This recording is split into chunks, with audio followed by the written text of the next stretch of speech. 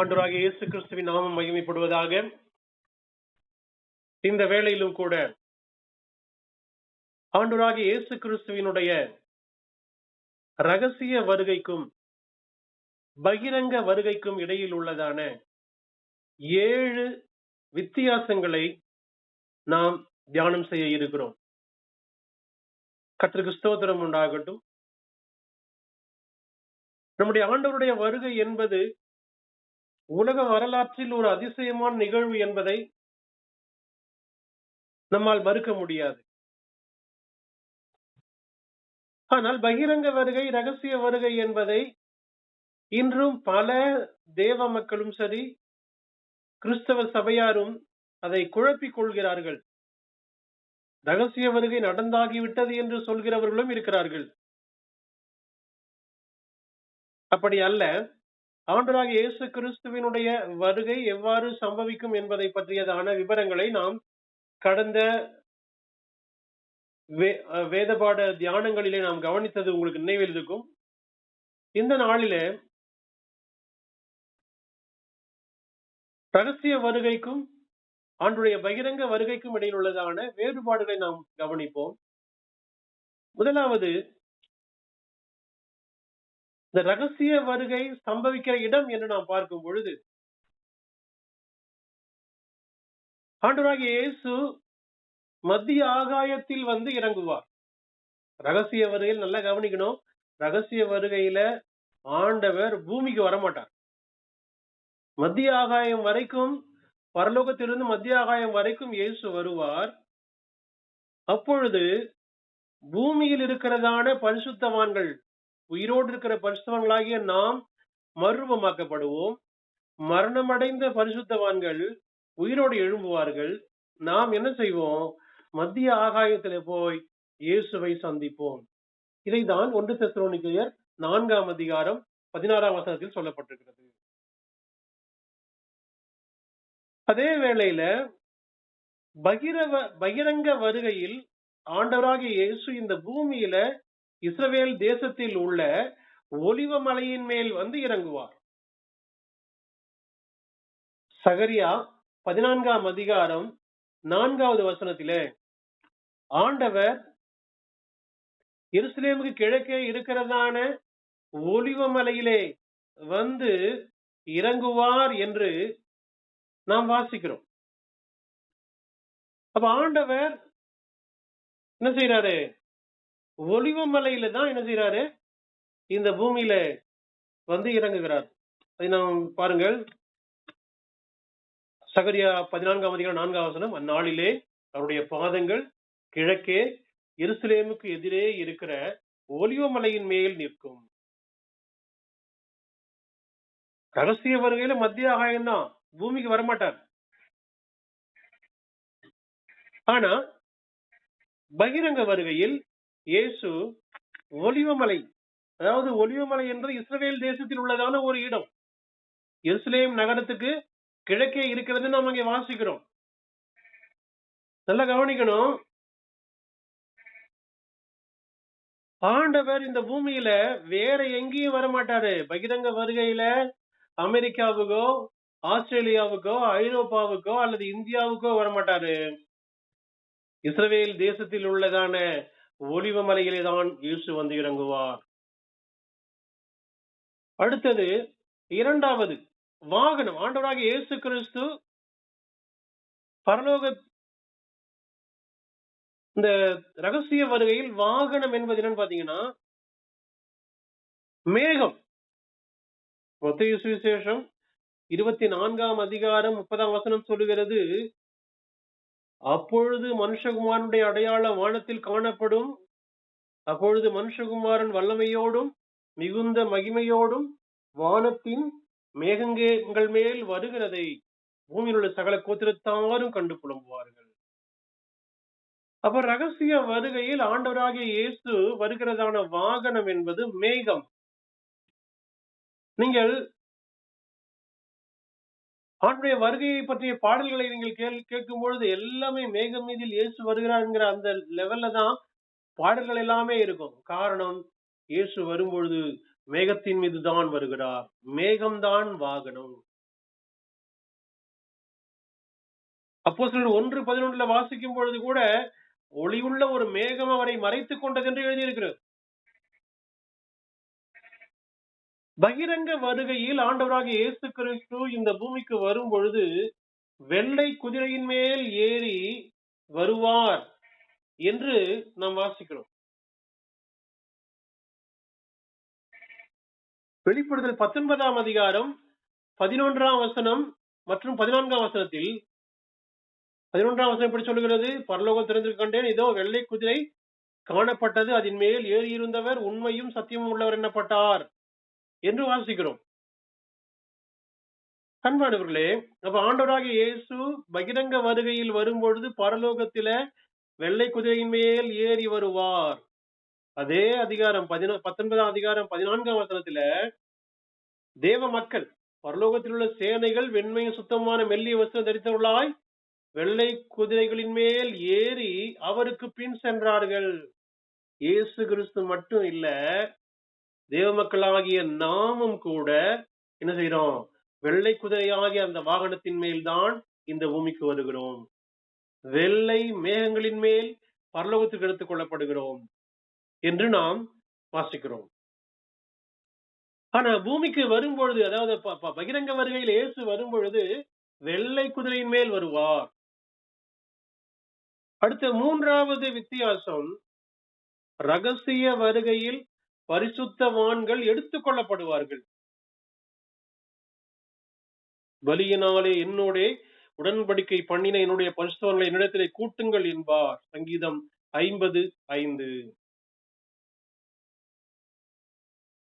எடுத்துக் கொள்ளப்படுவதுதான் ரகசிய வருகை.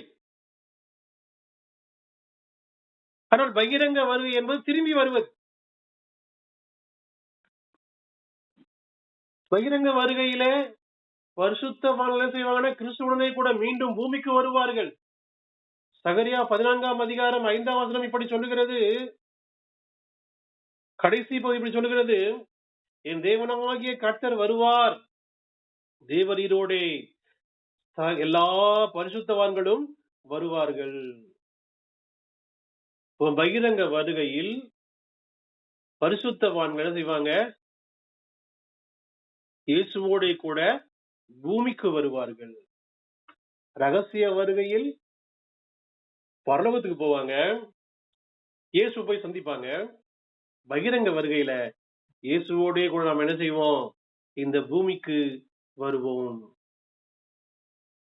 அதை தானியேல் 2ஆம் அதிகாரத்திலே கூட கையால் பெயர்க்கப்படாத ஒரு கல்லானது, அந்த பயங்கரமான சிலை, தங்கமான தலை, மார்பும் புயங்களும் வெள்ளி, வயரும் தொடையும் வெண்கலம், கால்கள் இரும்பு, பாதம் பாதி களிமண் இரும்பு, இப்படிப்பட்ட தோற்றத்தில் உள்ள மிக பயங்கரமான உயரமான கம்பீரமான பிரகாசமான சிலை கையினாலே பெயர்க்கப்படாத ஒரு கல்லினாலே உடைத்து களத்திலே பதனானது தூற்றப்படுவது போல் பறந்து போகும். அந்த கல்லோ என்றால் ஒரு பெரிய கண்மலையாகி பூமியை நிரப்பும். அவர் ஒரு ராஜ்யத்தை ஸ்தாபிப்பார். அந்த ராஜ்யம் வேறே ஜனத்திற்கு கொடுக்கப்படுவதில்லை என்று தானியேல் 2ஆம் அதிகாரம் கடைசியில நம்ம படிக்கிறோம். கர்த்தருக்கு ஸ்தோத்திரம். அடுத்த 4வது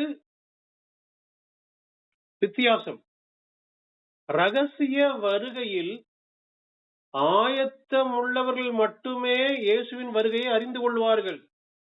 மத்தேயு 24ஆம் அதிகாரம் 31ஆம் வசனம்.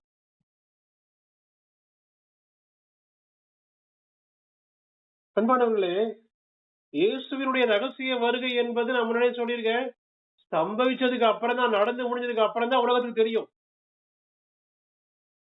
இப்ப இயேசு வரும்பொழுது யாருக்கு மட்டும் தெரியும்னா, ஆயத்தமா இருக்கிற கர்த்தருடைய மக்களாகிய நமக்கு மட்டும்தான் தெரியும். 24:31 மத்தேயு, வலுவாய் தொனிக்கும் இக்கால சத்தத்தோடு அவர் தமது தூதர்களை அனுப்புவார், அவர்கள் அவரால் தெரிந்து கொள்ளப்பட்டவர்களை வானத்தின் ஒரு முனை முதற்கொண்டு மறுமுனை மட்டும் 4 திசைகளிலும் இருந்து கூட்டி சேர்ப்பார்கள். கர்த்தருக்கு ஸ்தோத்திரம் உண்டாகட்டும். ஆனா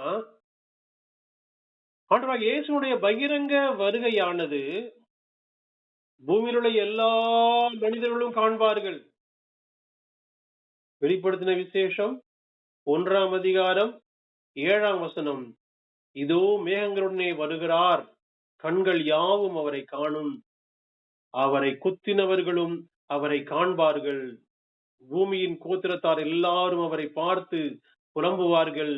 அப்படியே ஆகும். ஆமேன். உலகத்தில் உள்ள எல்லா மனிதனுடைய கண்களும் காணும். அப்படியானால் நான் கடந்த தியானத்துல சொன்னது மாதிரி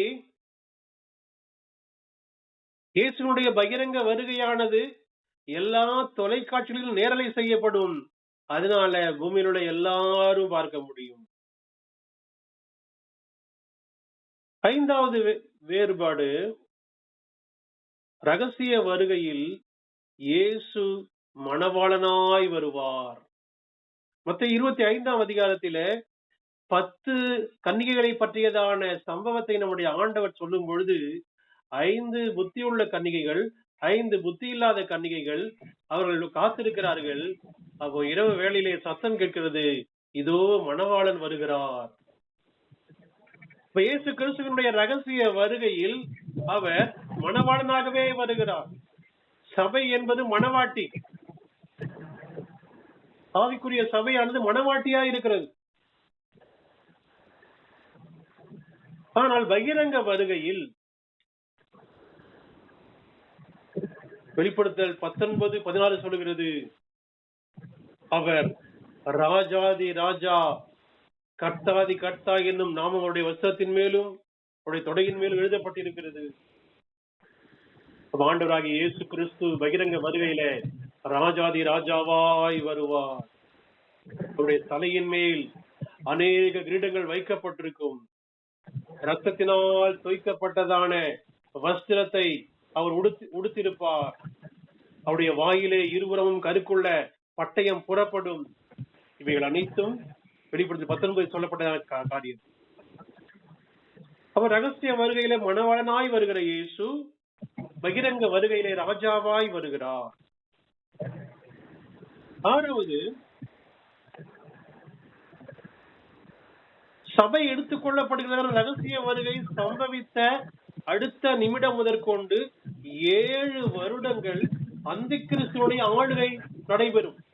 வெளிப்படுத்தல் 3:10 சொல்லப்பட்டிருக்கிறது, அதாவது வரப்போகிறதான சோதனை காலத்திற்கு உன்னை தப்புவிப்பேன் என்று கர்த்தர் சொல்லியிருக்கிறார். அந்த சோதனை காலம் என்பது அந்தி கிறிஸ்துவின் காலம். சபையானது அந்தி கிறிஸ்துவின் ஆளுகைக்குள்ள போகாது. அதாவது திருச்சபை அந்தி கிறிஸ்துவனுடைய ஆளுகைக்குள்ளே போகாது என்பதற்கு நிறைய உதாரணங்கள், விளக்கங்கள் இருக்கிறது. இன்னொரு தியானத்தில் அதை பற்றி பகிர்ந்து கொள்கிறேன். அதை போல 7 ஆண்டு கால அந்தி கிறிஸ்துவின் ஆளுகை முடிந்து யூதர்கள் நெருக்கமான சூழ்நிலையை அடையும் பொழுது இயேசு என்ன செய்வார்னா, பகிரங்கமாய் வந்து ஒலிவமலையின் மேல் இறங்குவார். அந்த நாளில் இருந்து, பகிரங்க வருகை சம்பவித்த அந்த நாளில் இருந்து அடுத்த 1000 வருடங்கள் இயேசு கிறிஸ்து இந்த பூமியிலே ராஜாவாய் ஆளுகை செய்வார். வெளிப்படுத்தல் 20ஆம் அதிகாரம் 1 முதல் 7 வசனங்களிலே ஆண்டவராகிய இயேசு 1000 ஆண்டு ஆளுகை செய்வார் என்று நாம் பார்க்கிறோம். கடைசியா 7வது குறிப்பு, சபையை எடுக்கும்படியாக இயேசு பரலோக எருசலேமில் இருந்து பூமிக்கு வருவார். பரலோகத்தில் எருசலேம் இருக்கு, அதுதான் வெளிப்படுத்தல் 21:2 நாம் படிக்கிறோம்.